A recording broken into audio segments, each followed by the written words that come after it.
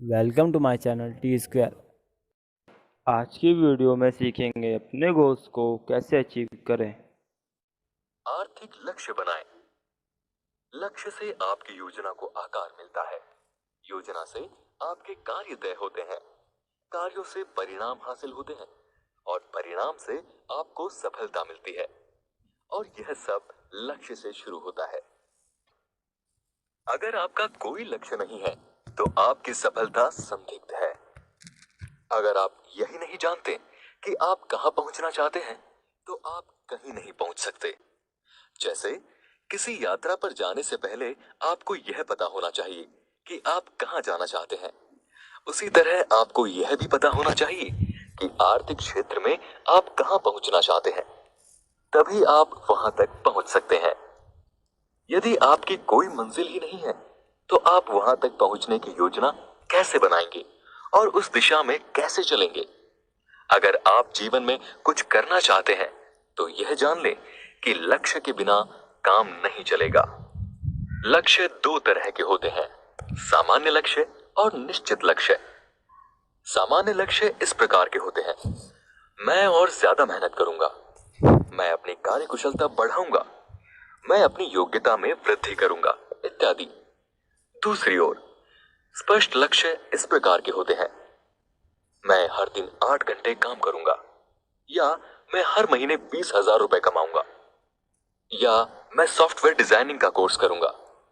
स्पष्ट लक्ष्य वे होते हैं जिन्हें नापा या जांचा जा सकता है। लक्ष्य जितना स्पष्ट होता है आपके सफल होने की संभावना उतनी ही ज्यादा होती है। इसका एक उदाहरण देखें। एक सेल्समैन की पत्नी अस्पताल में लंबे समय तक भर्ती रही। हैरानी की बात यह थी कि उस साल सेल्समैन ने अपने सामान्य औसत से लगभग दुगना सामान बेचा। जब उससे उसकी सफलता का कारण पूछा गया तो उसने कहा कि अस्पताल का बिल उसके सामने रखा था और वह सटीकता से जानता था कि बिल चुकाने के लिए उसे कितना सामान बेचना होगा।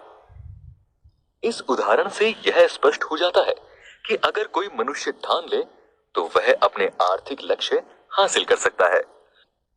अमीर बनने का मतलब है पैसा होना, बेहद अमीर बनने का मतलब है समय होना। आर्थिक लक्ष्य बनाना बहुत ही आसान है। आपको पहले तो यथार्थवादी ढंग से यह तय करना है कि आप हर महीने कितनी धनराशि कमाना चाहते हैं और फिर गणित की सहायता से यह पता लगाना है कि इस धनराशि को कैसे कमाया जाए। उदाहरण के लिए, अगर कोई दुकानदार हर महीने 10,000 रुपए कमाना चाहता है और उसे एक प्रोडक्ट बेचने पर 50 रुपए लाभ होता है तो गणित आसान है। उसे हर महीने 200 प्रोडक्ट्स बेचने हैं। यदि वह महीने में 25 दिन काम करता है तो उसे हर दिन 8 प्रोडक्ट्स बेचने होंगे। औसत का यह आंकड़ा जानने के बाद अब वह काम को टाल नहीं सकता। अब वह मूड न होने या बोरियत का बहाना भी नहीं बना सकता। इसलिए क्योंकि कागज पर अंकों का गणित उसे बता रहा है कि अगर लक्ष्य प्राप्त करना है तो उसे हर दिन इतना काम करना ही पड़ेगा।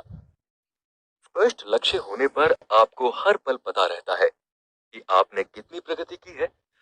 ऊपर दिए उदाहरण में अगर दुकानदार शाम तक 8 प्रोडक्ट्स बेच लेता है तो वह जान जाएगा कि उसने आज का लक्ष्य पूरा कर लिया है। परंतु अगर वह 8 प्रोडक्ट्स नहीं बेच पाता तो उसे यह एहसास हो जाएगा कि उसे मासिक लक्ष्य तक पहुंचने के लिए अगले दिन उसे 8 से भी ज्यादा प्रोडक्ट्स बेचने होंगे। संसार हर उस व्यक्ति को जगह देने के लिए एक तरफ हट जाता है जो जानता है कि वह कहां जा रहा है। आर्थिक लक्ष्य 2020 क्रिकेट मैच के लक्ष्य की तरह होते हैं। बाद में खेलने वाली टीम जानती है कि उसका लक्ष्य क्या है और जीतने के लिए उसे हर ओवर में किस औसत से रन बनाना है। हर ओवर के बाद अपेक्षित औसत घटता बढ़ता रहता है और यही मासिक या वार्षिक आर्थिक लक्ष्यों के बारे में भी सही है। आर्थिक लक्ष्य बनाना और उनके संदर्भ में अपनी प्रगति की जांच करते रहना बेहद जरूरी है, क्योंकि हम अक्सर इस बारे में मुगालते में रहते हैं। हमें लगता है कि हम बहुत मेहनत कर रहे हैं, हमें लगता है कि हम जितना कर रहे हैं उससे ज्यादा नहीं कर सकते। लेकिन याद रखें, मेहनत का मतलब हमेशा सफलता नहीं होता। सफलता पाने के लिए यह जरूरी है कि मेहनत सही दिशा में की जाए। देखिए, महत्वपूर्ण बात यह नहीं है कि आपका इनपुट क्या है। महत्वपूर्ण बात तो यह है कि आपका आउटपुट क्या है। यानी महत्वपूर्ण बात यह नहीं है कि आप कितनी मेहनत कर रहे हैं, बल्कि यह है कि आप कितने सफल हो रहे हैं।